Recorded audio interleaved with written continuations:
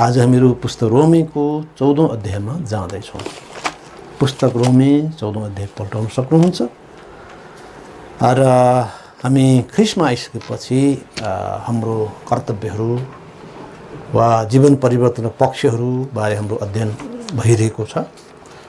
र यस बीचमा हामीहरूको पुस्तक 12 अध्यायबाट हाम्रो जीवन परिवर्तनका विभिन्न पक्षहरूको चाहिँ विवरणहरू हेर्दै आइरहेका छौँ र जस क्रममा हामीहरू आज 14औं अध्यायमा आइपुगेका छौँ है त। पुस्तक रोमीको 14औं अध्याय। त हामी सबभन्दा पहिला एक पद पढ्ने छौँ। जो विश्वासमा कमजोर छ उसलाई ग्रहण गर, तर शङ्कापूर्ण कुराहरूको विषयमा वाद विवाद गर्नलाई होइन।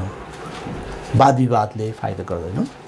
कहिलेकाहीँ बलियाले कमजोरलाई खिसीट्युरी गर्छन्, र्याक पार्छन्। बिचरा थाहा छैन, धेरै कुराहरू सिकेको छैन, अघि सिक्दैछ। तर कहिलेकाहीँ त्यो गर्छन् मानिसहरू, तर त्यो राम्रो होइन। है, प्रभु वचनले स्पष्ट भनेको छ कि जो विश्वासमा कमजोर छ उसलाई ग्रहण गर, तर शङ्कापूर्ण कुराहरूको विषयमा वाद विवाद गर्नलाई होइन। र अब रोमको मण्डलीमा धेरै खाले विश्वासीहरू थिए।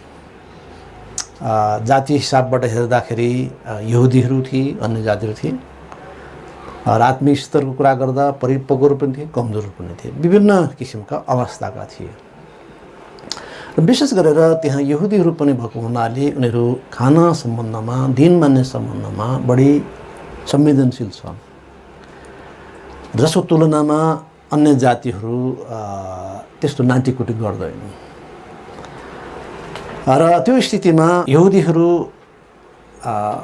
अन्य जाति विश्वासीहरूलाई आफ्नो तरिकामा वा यहुदी तरिकामा वा मतमा ल्याउन पनि प्रयास गर्छन् है। र यो किसिमको चाहिँ अवस्था निश्चित रूपमा हुन्छ। जस्तै कि खतनाको कुरा, चाडका कुराहरू, खानपानको कुराहरू आदि विषयमा तिनीहरूले बहस गर्छन् है। र अघि पनि हामीले अध्ययन गरिसकेका छौँ विभिन्न चरणमा। यो प्रमुख मण्डलीहरूले भोग्दै आएको कुरा हो कि यहुदाका विश्वासीहरू, यहुदी क्रिस्चियन्सहरू थिए, ज्युस क्रिस्चियन्स थिए, उनीहरूको तर्क थियो अब पुरानो नियम पनि हामीले मान्दछौँ ख्रिस्टीय जनहरूले, त्यसो त हामीले पुरानो नियमका विधिहरूलाई किन अस्वीकार गर्ने, खतना किन अस्वीकार गर्ने, व्यवस्थाका आज्ञाहरू किन हामीले अस्वीकार गर्ने, खाना सम्बन्धी नियमहरू, दिन मान्ने कुराहरू किन हामीले अस्वीकार गर्ने। र यस्तो कुराहरू निश्चित रूपमा हुन्थ्यो हेर्नुहोस्। र जो अन्य जातीय पृष्ठभूमिबाट आएका विश्वासीहरू, उनीहरूको लागि यो एउटा बुझ्न कठिन विषय निश्चित रूपमा हुन्छ नै। यसर्थ अब यी सम्बन्ध जो समस्याको जुन सवाल हो, यसलाई समाधानका लागि पुस्तक रोमीको 14 अध्याय आएको छ। र 2 पदमा आएको छ, किनकि म सबै कुरा खान सक्छु भने एउटाले विश्वास गर्दछ, तर अर्कोले जो कमजोर छ सागपात खाँदछ। यसकारणले गर्दा खानपान सम्बन्धी विषय चाहिँ नै यहुदी विश्वासीहरूको लागि संवेदनशील विषय हो। तपाईँले पुस्तक लेवीको 11 अध्यायको एकछिन पल्टाउन सक्नुहुन्छ। खानपान सम्बन्धमा यहुदीहरूलाई दिइएको परमेश्वर आज्ञा के थियो त? र यो खण्ड पढेर हामीलाई अनुमान हुन्छ उनीहरू कतिसम्म खानपान सम्बन्धमा संवेदनशील थिए। जस्तै कि पुस्तक लेवीको 11 अध्याय 3 पदले भन्छ कस्तो किसिमको पशुजन्य मासु खान सकिन्छ। जुन पशुले चाहिँ नै उग्राउँछ अथवा घाँस खान्छ अनि पेटमा पुगिसकेपछि फेरि पनि त्यसलाई मुखसम्म ल्याउँछ र फेरि मजाले चपाई खान्छ, त्यसलाई उग्राउने भनिन्छ। र त्यो खालको उग्राउने जनावर र साथै खुर पनि चिटिएको, यसो दुईटै कुरा मिलेका यस्ता पशुजन्य मासु चाहिँ खान सकिन्छ।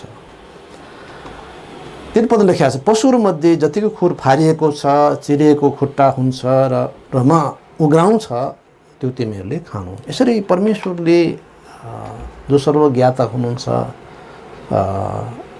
बुद्धिमान हुनुहुन्छ, उहाँलाई थाहा छ कुन कुन मासु एकदम उपयुक्त छ। यद्यपि जनसङ्ख्या वृद्धिको कारणले मानिसले सर्भाइभलको लागि पनि धेरै चिजहरू खाँदै आए है। जमिनमै हुने चिजहरू अनेक कुराहरू खान थालेका छन्, कुनै पनि पशु छोडेका छैन।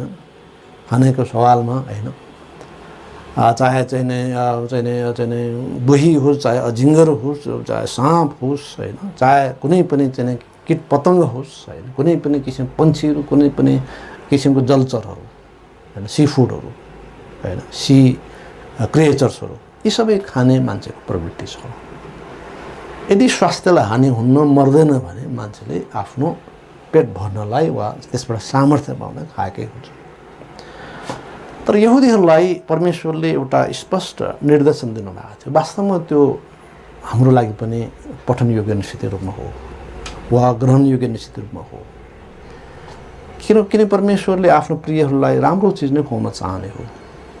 त पशुहरूको सवालमा प्रभुले के भन्नुभयो त, जुन जनावरका यो दुईटा गुण छ, उग्राउँछ अथवा चाहिँ नि खुर चाहिँ चिरिएको छ हैन, अगाडि पछाडिको खुर एउटै पिस नभएर चिरिएको छ। जस्तै ऊँटको चाहिँ नि एउटै पिस हुन्छ र कयौँ जनावरको चाहिँ जस्तो घोडाहरूको पनि एउटै पिस हुन्छ, चिरिएको हुन्न हैन। तर अरू जनावर हैन, भेडा, बाख्रा हैन, राँगा अब आदि इत्यादि जनावरको तपाईँको चाहिँ खुर चिरिएको हुन्छ हैन, उगाउँछ पनि भने यी कुराहरू खान योग्य छ, शुद्ध हुन् भनियो। र त्यसपछि अरू बाँकी चाहिँ नि दुईटै वा एउटा नभएको चाहिँ जनावर खानु हुन्न भनेर उहाँले स्पष्टै भन्नुभयो। जस्तो सुँगुरको कुरा हैन, खुर चिरिया त हुन्छ, उग्राउँदैन, त्यो खानुहुन्न, यसरी प्रभुले तोक्नुभयो।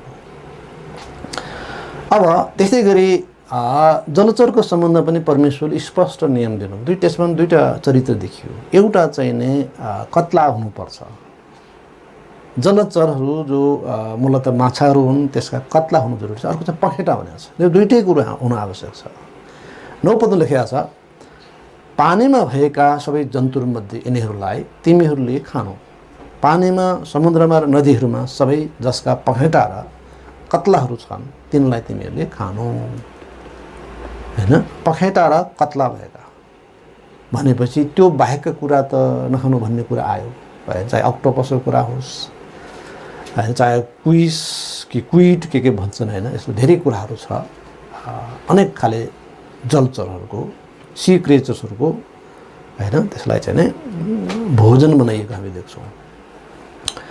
र अब पन्छीहरूको सवालमा परमेश्वरले यो खालको भनेर तोक्नु भएन, तर नामी किटान गरेर भन्नुभयो यो पन्छीहरू चाहिँ नखानु मासु। 13 देखि 19 पद खण्ड त्यो उल्लेख गरेका छन्। गरुडको नखानु, चिलको नखानु, हुचिल नखानु, बाजको नखानु, लाटुकोसेरो, राजहाँस, गिद्ध, सारस, बकुल्ला, चमेरा नखानु हैन। र यहाँ कहीँ कतै चाहिँ कुखुरा भनेको छैन। पानी कुखुरा त भनेको छ, तर कुखुरा भनेको छैन। कुखुरा खान मिल्ने देखियो।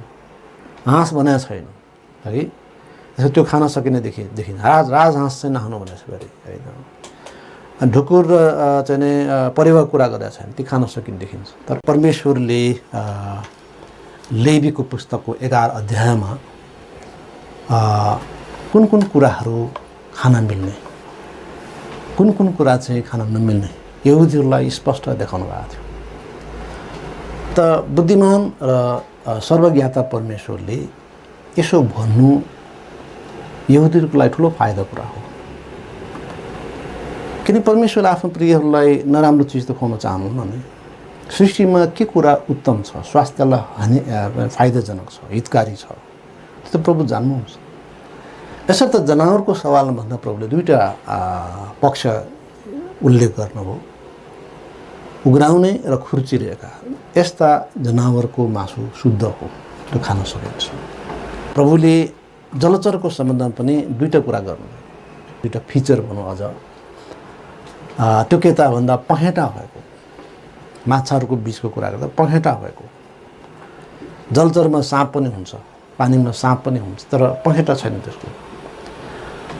र पखेटा हुनु आवश्यक छ र साथै कत्ला हुनु आवश्यक छ। यो कुरा लेवी 11:9 मा उल्लेख भएको छ। पानीमा भएका सबै जन्तुहरूमध्ये यिनीहरूलाई तिमीहरूले खानु। पानीमा, समुद्रमा र नदीहरूमा सबै जसका पखेटा र कत्लाहरू छन् तिनलाई तिमीहरूले खानु। पखेटा भएका, कत्ला भएका। त्यो बाहेक अरू चिजहरू, चाहे अक्टोपस होला, चाहे स्क्विडहरू होला, चाहे अनेक खालका सी फुडहरू पाइन्छ। धेरै खुट्टा भएका अनेक आकार प्रकारका है यस्तो सबै चिजहरू चाहिँ नै अशुद्ध हो भनेर परमेश्वरले भनिसक्नु भएपछि यहुदीहरूलाई त निश्चित रूपमा लाग्छ उनीहरूलाई त त्यो परेको छ हो पनि यसर्थ ती कुरा खाने प्रति तिनको मन त अप्ठ्यारो लाग्न स्वाभाविक हुन्छ है र त्यस्तै गरी परमेश्वर पन्छीहरूको सवालमा पनि स्पष्ट गरी बताउनु भयो सर्टन काइन्ड अफ अथवा यस्तो खालको फिचर भएको गुण भएको पक्षी खानु त भन्नु भएन तर उहाँले नखानु भन्ने केही तोकिएका पन्छीहरूको नामै काटेर भन्नुभयो गरुड नखानु चिल होचिल पानी कुखुरा बाजहरू लाटो कोसेरा झुल्का हैन भुल्का राजहाँस सिनु खाने गिद्दा हैन सारस बकुल्ला चमेरा आदि इत्यादि भन्दैछ यी बाहेक कुखुरा खान हुन देखिन्छ कुखुरा हाँसको कुरा गरेका छैन परिवार ढुकुरको कुरा गरेका छन् यसर्थ यी कुराहरू शुद्ध अब परमेश्वर मन्दिरमा परिवार ढुकुर चढाइन्थ्यो हेर्नुहोस् त्यो शुद्ध पन्छीमा त्यो गनिएको हुनाले त्यो भएको हो यसैले पन्छीहरूमा वास्तवमा परिवार ढुकुर नै सबभन्दा अगाडि देखिन्छ अनि बट्टै चरा पनि प्रभुले बट्टै चरा खुवाउनु भयो भने अब यहुदीहरूलाई के थाहा छ भन्दाखेरि कुन कुन खानेकुरा क वर्गको हो त्यो उनीहरूलाई परेको छ हेर्नुहोस् प्रभुले लेखेरै दिनुभएको छ अनि कुन चाहिँ ख वर्गको त्यसको असर उनीहरूमा पर्नु नै हुन्छ है र त्यस्तै गरी चार खुट्टाले चल्ने उड्ने जस्ता किरा फटेङ्ग्राको सवालमा पनि प्रभुले भन्नुभएको छ है र प्रभुले देखाउनु भए अनुसार चाहिँ नै जस्तै कि जसका पाउदेखि माथि जोड्ने भएका खुट्टाहरू हुन्छन् जससित तिनीहरूले पृथ्वीमाथि उफ्रन्छन् तिमीहरूले खान सक्छौ भनेछ भने फटेङ्ग्रा जातको किरा फटेङ्ग्रा खान सकिने किटहरू खान सकिने भन्ने आयो यो नाम तोकेरै आयो 22 पद अनि तीमध्ये यिनलाई तिमीहरूले खान सक्छौ सबै किसिमका बगाले सलहहरू सबै किसिमको खुइले सलहहरू सबै किसिमको उफ्रने सलहहरू सबै किसिमका सलहहरू भनेपछि अब सलह चाहिँ खान मिल्ने हो हैन अब भारतमा सलह आइरहेछ त्यसको लम्बाइ 10 किलोमिटर चौडाइ चाहिँ 2 किलोमिटर त्यो एरिया ढाकेर त्यो बस्छ त्यति ठुलो बगाल छ नेपालमा आयो भने तिनलाई खान सक्ने चाहिँ पक्कै देखिन्छ है त्यो पनि बाइबल अनुसारै शुद्ध खाद्य वस्तुमा त्यो आएको छ त त्यो बाहेक अरू चिजहरू है घङ्गटो सङ्गटो पासा यताउता जति पनि चाहिँ नेपालमा पनि खाने चलन छ यस्ता चिजहरू खान मिल्ने देखियो परमेश्वरले यहुदीहरूलाई दिनुभएको खानपान सम्बन्धी नियममा क वर्गको खानामा यी कुराहरू परेको छ र यी बाहेक त ख वर्गका हुन् अब त्यो बानी भएका यहुदीहरूले पक्कै पनि मनमा त अप्ठ्यारो त लाग्छ अन्य जातिहरू भ्यागुता पनि खान्छन् साँप पनि खान्छन् सुँगुर पनि खान्छन् यी सबै गर्दाखेरि उनीहरूलाई त अप्ठ्यारो लाग्छ र यो भएको हुनाले विश्वासी बिचमा पनि खानाकै सम्बन्धमा त्यो मतभेद हुन सक्ने अवस्था आइसकेका देखियो है त्यसो भएको हुनाले अब परमेश्वरले हामी प्रभुका जनहरूलाई कसरी यी सबै कुरामा विचार गर्नुपर्छ हामी हाम्रो अवस्थाबाट कसरी सोचाइमा उठ्नुपर्छ र हाम्रो विचारभन्दा माथि उठेर परमेश्वरको विचारमा हामी अघि बढ्नुपर्छ भन्ने कुरा देखाइएको देखिन्छ अब नयाँ नियमको सवालमा चाहिँ हामी पहिलो तिमोथी 4 को 3 देखि 5 मा हामी पाउँछौँ पहिलो तिमोथी 4 को 3 देखि 5 अब नयाँ नियम विश्वासीहरूको लागि परमेश्वरले पुरानो नियमकै तिनै खाद्य सम्बन्धी नियम चाहिँ नै उहाँले लगाउनु भएन र नयाँ नियममा चाहिँ नै परिस्थिति फरक थियो र प्रभुले यसरी आज्ञा गर्नुभयो पहिलो तिमोथी 4 को 3 देखि 5 मा लेखिएको छ जसले विवाह गर्न मनाइ गर्छन् र खानेकुराबाट अलग रहनु भने आज्ञा गर्छन् जसलाई विश्वास गर्नेहरू र सत्यलाई जान्नेहरूले धन्यवाद साथ ग्रहण गरून् भने परमेश्वरले सृष्टि गर्नुभयो किनकि परमेश्वरले सृष्टि गर्नुभएको हरेक वस्तु असल छ र धन्यवाद साथ लियो भने कुनै कुरा पनि अस्वीकार गरिने लागेको छैन किनकि यो परमेश्वरको वचन र प्रार्थनाद्वारा पवित्र गरिन्छ अब यो भनेपछि सकियो कसैलाई चाहिँ अब सुँगुरको मासु खान मन लाग्छ धराने च्वाचे खान मन छ त्यो ठिकै छ अरू कुरा हो हैन भने अरू पनि कुराहरू जो खाएर मर्दैन, कोही खान चाहन्छ ठिकै छ होइन। हामी कोरियन फुडको कुरा वा चाइनिज फुडको कुरा होला अथवा विभिन्न राष्ट्रका मानिसहरूले खाने खानाको विषयमा खिसीट्युरी गर्नु पर्दैन होइन। पश्चिमा जगत पनि धेरै खालको चाहिँ सी फुडहरू खान्छन्, स्क्विडहरू खान्छ, अक्टोपसहरू खान्छन्। हामी नेपालीहरूलाई बडो अनौठो लाग्छ होइन। अब हामी नेपालीले त्यसलाई खिसीट्युरी गर्ने कुरा आएन भनेपछि अब हामीले यस कुरामा प्रभुको वचन के छ त त्यसैलाई हामीले पछ्याउने हो। र नयाँ नियममा कुनै पनि मासु धन्यवाद साथ खान सक्ने उल्लेख छ। तैपनि यदि कसैले यहुदीहरूलाई दिनुभएको जुन डायटरी जुन सिस्टम हो, रुल हो होइन, खाना सम्बन्धी जुन नियम हो, कबरको खाना खानाका लागि योग्य छ भने परमेश्वर रेफर गर्नुभयो। कुनै विश्वासी अरू जाति मध्येबाट पनि म पनि कबर खाने अरू नखाने हो भन्नु त पाउनुहुन्छ, त्यो उहाँको आफ्नो कुरा हो। हामीले यहुदी जुन डायटरी सिस्टम हो त्यसलाई हामीले कुनै पनि पक्षबाट नकार्न सक्दैनौँ, त्यो धेरै उच्च छ। तथापि परमेश्वरले नयाँ नयाँ विश्वासीहरूलाई यो आज्ञा गर्नुभएको छ, यो देखाउनु भएको छ। पहिलो तिमोथी 4 को हामी 3 देखि 5 खण्डमा यस्तो पाउँछौँ। जसले विवाह गर्न मनाइ गर्छन् र खानेकुराहरूबाट अलग रहनु भने आज्ञा गर्छन्, जसलाई विश्वास गर्नेहरू र सत्यलाई जान्नेहरूले धन्यवाद साथ ग्रहण गरून् भने परमेश्वरले सृष्टि गर्नुभएको होइन। यसरी विवाह सम्बन्धी खानपान सम्बन्धी कुराहरू जो परमेश्वरले ओके भन्नुभयो त्यो त्यसमा हाम्रो होइन निषेध गर्नु पनि जरुरी छैन। किनकि परमेश्वरले सृष्टि गर्नुभएको हरेक वस्तु असल छ र धन्यवाद साथ लिइयो भने कुनै कुरा पनि अस्वीकार गरिने लागेको छैन।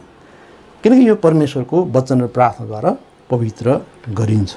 यसैले हामीले टेबलमा जे आएको छ त्यसलाई धन्यवाद दिने हो र खाने हो।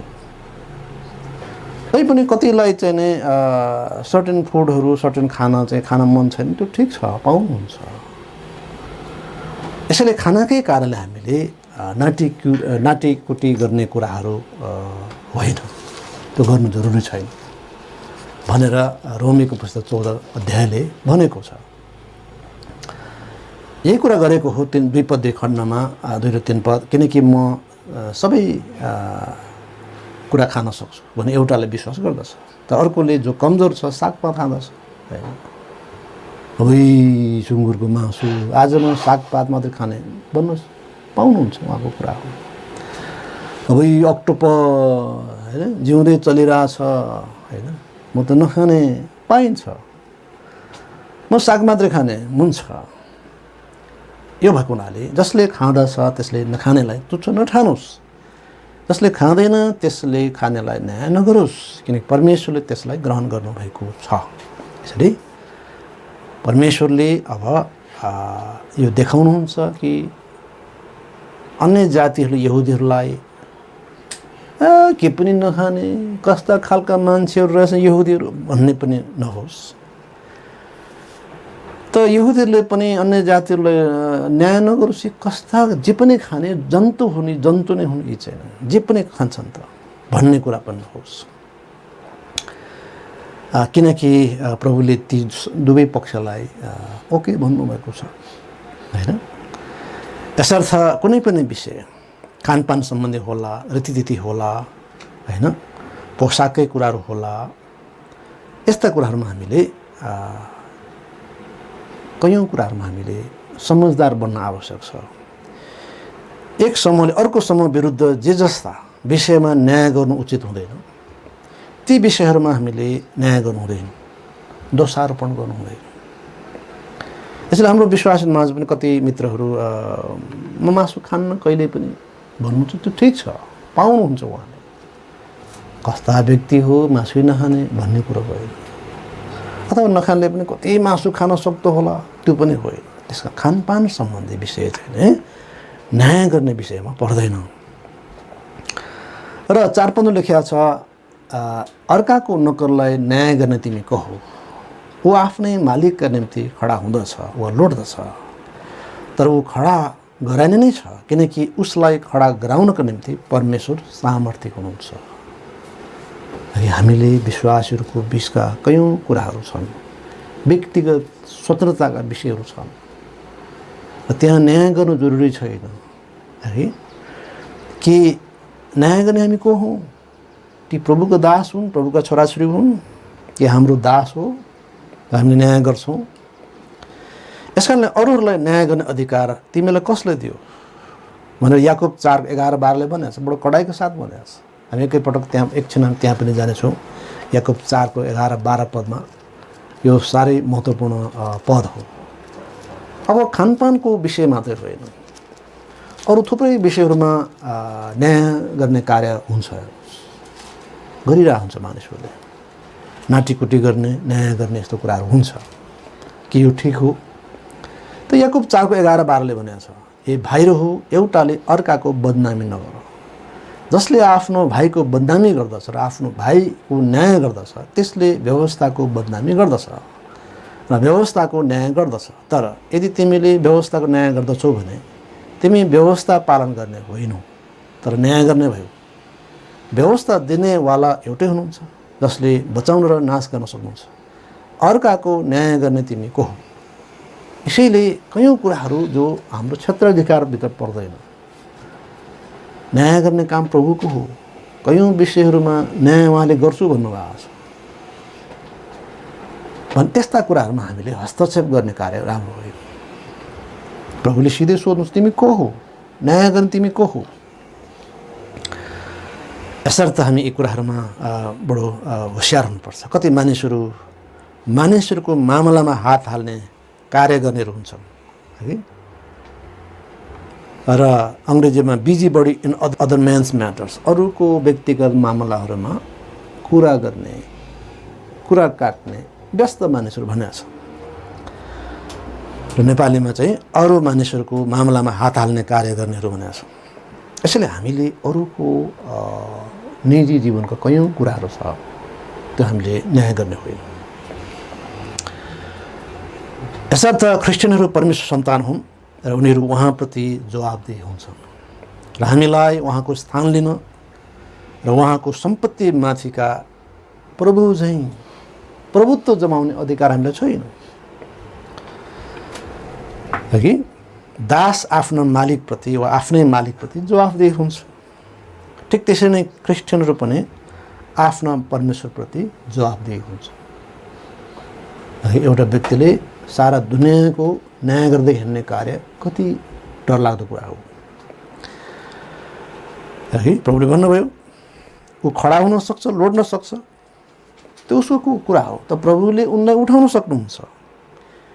यदि उनले मालिकलाई खुसी पारेमा उनी ग्रहण योग्य हुनेछ, होइन भने उनी दोषी ठहरिनेछ। निश्चित रूपमा प्रभुले आफ्नो जनलाई लड्न दिन त चाहनुहुन्न, खडा गराइनेछ। एउटा क्रिस्चियनलाई खडा गराउने क्षमता उहाँमा छ। खराबीबाट बचाउन, दोषी ठहरिनबाट बचाउन उहाँ सक्षम हुनुहुन्छ। आमेन। हामी यहुदा 1:24 पद पढ्ने एकैछिन। यसर्थ हामीले आज के बुझौँ भन्दा, हामी सबै जो प्रभुमा आएका छौँ, हामी परमेश्वरको छोराछोरी हौँ। यसैले हामी मूलत परमेश्वरप्रति जवाबदेही छौँ। हामी निश्चित रूपमा आफ्नो अगुवाहरूप्रति जवाबदेही छौँ, एकअर्कामा जवाबदेही छौँ। त्योभन्दा बेसी त हामी परमेश्वरप्रति जवाबदेही छौँ। र कयौँ कुराहरूमा हामीले न्याय गर्न सक्दैनौँ। मनसायहरूमा, विचारहरूमा अथवा कयौँ यस्ता कुराहरूमा हामीले न्याय गर्न सक्दैनौँ। जे गरिएको छ, पुष्टि भएको छ वा 2-3 साक्षीहरूका गवाईको कारणले ती कुराहरूमा त प्रभुले तोक्नु भएको विषयहरूमा मण्डली न्याय गर्ने हो।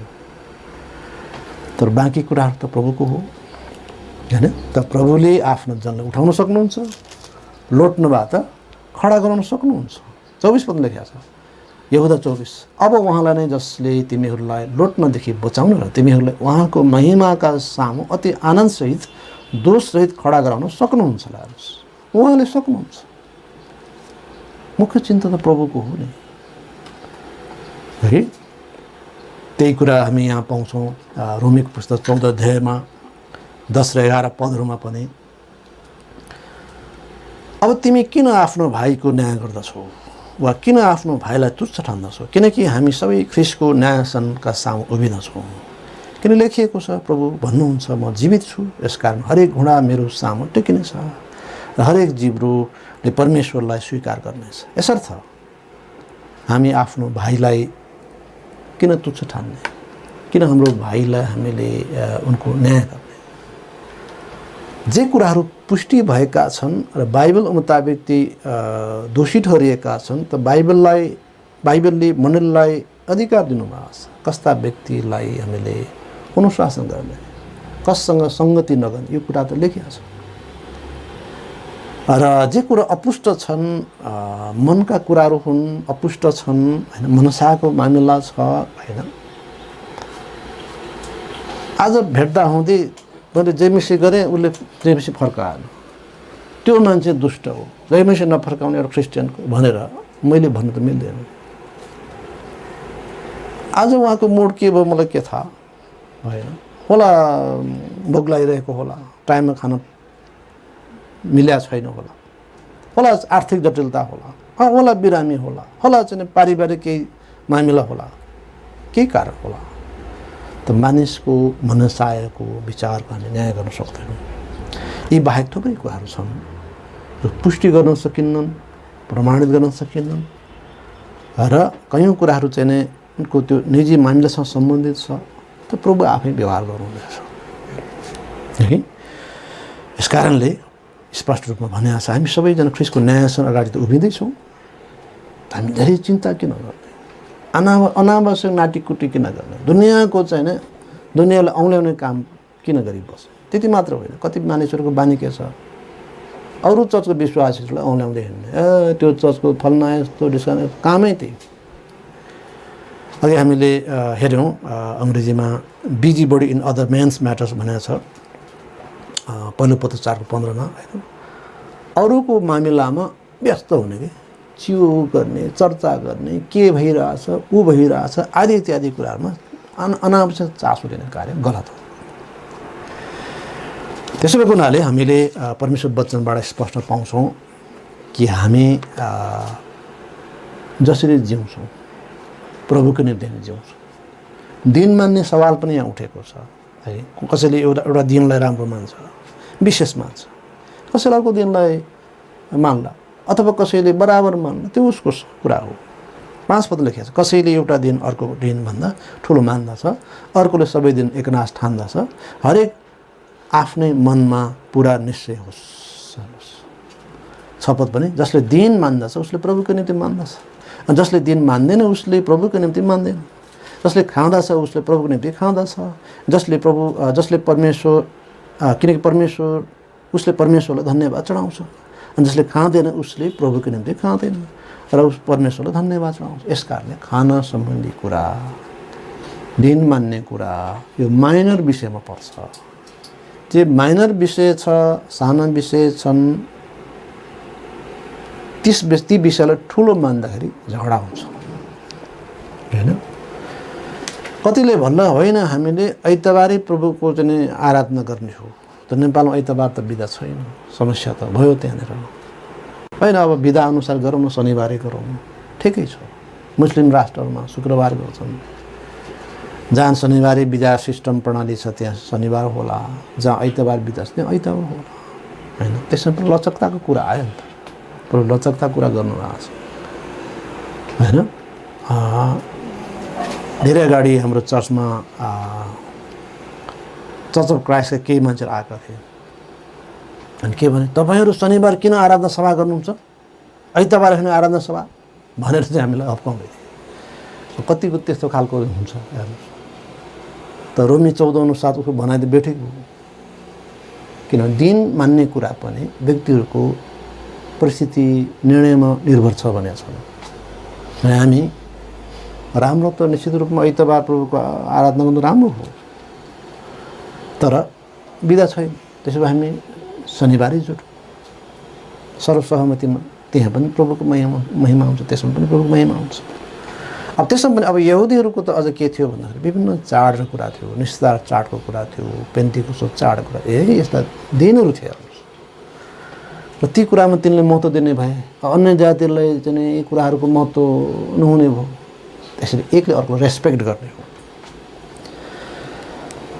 र हामीले कुराको सार के बुझ्नु पर्यो भन्दा हामी चाहे खाऊँ चाहे पिउँ हामी प्रभुकै महिमाले नै गरौँ। यही नै यस कुराको सार हो, निष्कर्ष हो। हामी पहिलो कोरिन्थी 10को 31-33 पढ्नेछौँ। पहिलो कोरिन्थी 10 अध्यायको हामी पढ्नेछौँ 31देखि 33को खण्डमा। यसकारण तिमीहरू चाहे तिमीहरू खाओ चाहे पिउ चाहे तिमीहरू जेसुकै गर, सबै कुरा परमेश्वरकै महिमाको निम्ति गर। तिमीहरूले ठेस नखुवाओ, न यहुदीलाई न ग्रिकहरूलाई न त परमेश्वर मण्डलीलाई। जसरी म पनि तिनीहरूले मुक्ति पाउन् भनेर मेरो आफ्नै फाइदा खोज्दिनँ, तर धेरैको फाइदा खोज्दै सबै मानिसहरूलाई सबै कुरामा खुसी राख्दछु। हैन, यो कति सुन्दर पोलिसी पावल प्रयोगको, यो बेस्ट पोलिसी थियो। जहाँ हामी लचक हुनुपर्ने हो त्यहाँ लचक हुन सकिन्छ। यहुदीहरूलाई ख्रिस्टमा जितौँ भनेर उनी यहुदी जस्तै भए भनेको छ। अरू जातिहरूलाई ख्रिस्टमा जितौँ भनेर अरू जाति जस्तै भए। यहुदीहरूको बिचमा खानपानको कुरा, दिनको कुरा बडो गम्भीरता साथ लिन्छ। त पावल उनीहरूको बिचमा र उनीहरूको कुरालाई पनि उनी आमेन गर्छ। ठिक हो, यसको महत्त्वपूर्ण अर्थ छ।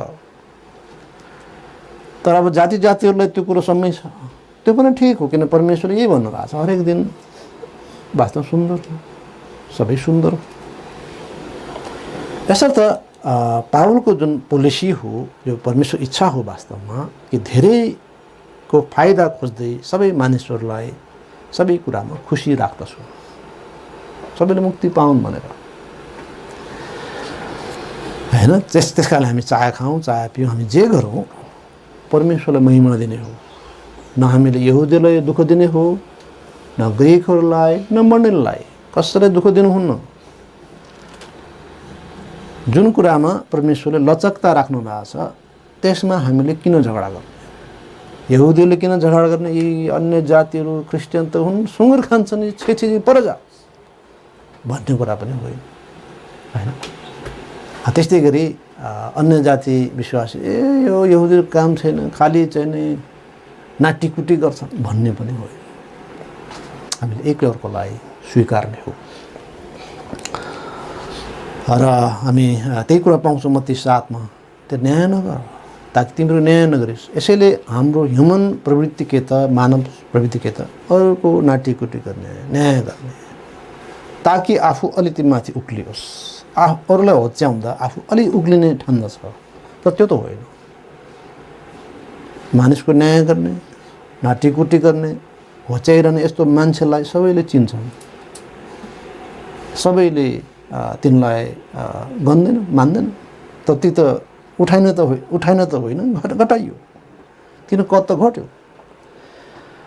यसैले एउटा महान मानिस प्रभुको जनरमा पावलले भने जस्तै हो कि कयौँ कुरा छ लचक हुनुपर्ने विषयहरू, हामीले त्यसरी लचक हुनुपर्छ, सहनुपर्छ। र धेरै अगाडि चार्ल्स स्पर्जनले भनेको कुरालाई बारम्बार याद गरिन्छ कि एउटा प्रचारकको एउटा आँखा बन्द हुनुपर्छ, एउटा आँखा बन्द हुनुपर्छ। भन्नु मतलब के, देखिएका 50% कुराहरूलाई व्यवस्था गर्नुपर्छ र सुन्निएका 50% कुराहरूलाई व्यवस्था गर्नुपर्छ। किन हरेक कुरा उचित छैन, हरेक कुराको न्याय गर्नु हुँदैन। जे सिरियस छ, जे साँच्चै नै बाइबल सम्मत छन् न्याय गर्नको लागि, कारवाही गर्नको लागि, त्यसमा पछि हट्ने कुरो होइन, अघि बढ्नुपर्छ। एउटा आँखा त खुल्ला छ नि, एउटा कान त खुल्ला छ नि।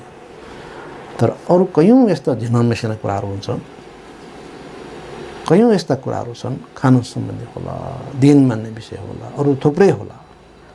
व्यक्तिहरूको एक आपसको चाहिँ मन नपरे मान्छेको चाहिँ केही पनि मन पर्दैन भने जस्तै होइन, मन पराए मान्छेको जे पनि मनपर्छ र मन नपर्ने मान्छे केही पनि मन पर्दैन भन्ने जस्तै एउटा कयौँ पल्ट हाम्रो मोटिभेसनले पनि फरक पार्छ। राम्रै मान्छे उसको होइन कुन व्यवहारमा के मिलेन ऊ नराम्रो देख्छ। यस कारणले गर्दा हामी सचेत हुन आवश्यक छ, न्याय नगर ताकि न्याय नगरियोस्। र अब 14औं अध्यायको 12-13 पढ्नेछौँ अन्तिममा। लेखिया छ यसै कारण हामीमध्ये हरेकले परमेश्वरलाई आफ्नो आफ्नो लेखा दिनेछ। यसकारण अब उसो एक अर्काको न्याय नगरौँ, तर बरु आफ्नो भाइको बाटोमा ठेस लाग्ने कुरा वा ठक्कर दिने कारण राख्दैनौँ भने सङ्कल्प गरौँ। म कसैको ठेसको कारण बन्ने छैन भनेर हामी सङ्कल्प गरौँ। त्यसको निष्कर्ष यो हो कि हामी प्रत्येकलाई मनको विनम्रता र दीनतामा प्रभुमा आउन आह्वान गर्छौँ, प्रभुमा बढ्न हामी उत्साह दिन्छौँ, तसर्थ हामी एक अर्कालाई न्याय नगरौँ। किनकि न्याय गर्ने त परमेश्वर हुनुहुन्छ। हामी उपदेशक 12 को 13-14 पढ्नेछौँ। अन्तिममा उपदेशक 12-13-14ले यो निष्कर्ष निकालेको हो कि अब सबै कुरा सुनिएको छ, सबै कुरा अब बुझिएको छ, कुराको अन्त के हो त भन्दा पुस्तक उपदेशकको 12 अध्यायको अन्तिम 2टा पदले यसरी भनेको छ है। पुस्तक उपदेशकको 12 अध्याय 13-14 सम्पूर्ण कुराको निष्कर्ष के हो त सुनौ। परमेश्वरको भय मान र उहाँका आज्ञाहरू पालन गर, किनभने मानिसको सम्पूर्ण कर्तव्य यही हो। किनकि परमेश्वरले हरेक काम र हरेक गुप्त कुराको न्याय गर्नुहुनेछ, चाहे त्यो असल होस् चाहे खराब। त्यो न्याय गर्न त माथि हुनुहुन्छ। तपाईँ हामीलाई न्यायकर्ता बनाइया छैन, न्यायकर्ता माथि हुनुहुन्छ। यसैले प्रमुख न्याय उहाँले गर्ने हो र कति कुराहरूमा उहाँकै काम हामीले गर्ने हो कि हामीले उहाँकै वचनले देखाएअनुसार न्याय गर्नुपर्ने विषय छ भने त्यो गर्ने हो कि त्यो उहाँले हामीद्वारा गर्न चाहनुहुन्छ। तर त्यो बाहेक कयौँ कुराहरू छन् हामी अरूका खिसीटिउरी गर्ने, नाटीकुटी गर्ने होइन, त्यस्ता व्यक्तिहरूदेखि सचेत हुनुपर्छ। कसैको बानी त्यो हुन्छ, म राम्रो, म ठुलो, म अग्लो, यहाँ त्यहाँ, अरू काम छैन यहाँ त्यहाँ, यस्तो चरित्र खराब हो। यसर्थ हामीहरूले न्यायकर्ताको स्थान लिनु हुँदैन होइन, जस समक्ष हामी एक दिन प्रत्येकले लेखा दिनुपर्ने छ। आमेन। तसर्थ हामी यसमा अन्त गर्छौँ। आज यो ज्यादै महत्त्वपूर्ण खण्ड हो। यसरी हामी पुस्तक 12 अध्यायदेखि रोमीको 12 अध्यायदेखि क्रमिक रूपमा एकदमै अर्डरली महत्त्वपूर्ण विषयहरूमा आउँदैछौँ। अनि 13 अध्याय महत्त्वपूर्ण विषय अध्ययन गरेका हौँ। राज्यप्रतिको हाम्रो कर्तव्य के हो त? 13 अध्यायको पछिल्लो भागमा समाजप्रति वा छिमेकप्रतिको हाम्रो व्यवहार के हुनुपर्छ र 14 अध्यायको सुरु खण्डमा हामी के पायौँ त? न्याय गर्ने कुरा अत्यन्तै होसियार हुनुपर्छ। Busybodies in other men's matters. अरूका मामिलामा व्यस्त हुने मानिसहरू नबनौँ। उसले के खायो, उसले के लायो, उसले के भन्यो, उसले के गर्यो, उसले ऊ कहाँ गयो, यहाँ त्यहाँ अनावश्यक कुराहरू, व्यक्तिहरूको निजी सवाल कुराहरू। र साथै हामी अरू मूल्यको बारेमा अनावश्यक चाहिँ चियो चर्चो र अनावश्यक न्याय गर्नु कार्य पनि ठिक होइन। त्यो उहाँहरूको आन्तरिक मामिला हो। राम्रो गर्नुभएको छ, प्रभुले इनाम दिनुहुन्छ। गलत कार्य गर्नुहुन्छ, प्रभुले सजाय दिनुहुन्छ। प्रभुको काम हो। र हामीले मानिसको निम्ति अनावश्यक न्याय गर्ने कार्य नगरौँ। अन्तमा हामी कसैलाई दुःख नदिउँ, न यहुदीलाई, न ग्रिकलाई, न परमेश्वर मण्डलीलाई। एबेनेजर मण्डली परमेश्वर मण्डली हो। कसैले यस मण्डलीलाई अनावश्यक रूपमा न्याय गर्ने, यस मण्डलीको चर्चा परिचर्चा गर्ने, दुःख दिने काम गर्छन्, तिनको न्याय प्रभुले गर्दै हुनुहुन्छ। कि मण्डली एबेनेजर मण्डली प्रभुको हो र यस मण्डलीले एक दिन प्रभुलाई हिसाब दिनेछ। त्यसैले अरू मण्डलीको सवाल हामी यस मण्डलीले न्याय गर्ने कुरो होइन। प्रभुले हामी सबैलाई यस वचनमा समझ दिनुभएको होस्, आशिष दिनुभएको होस्।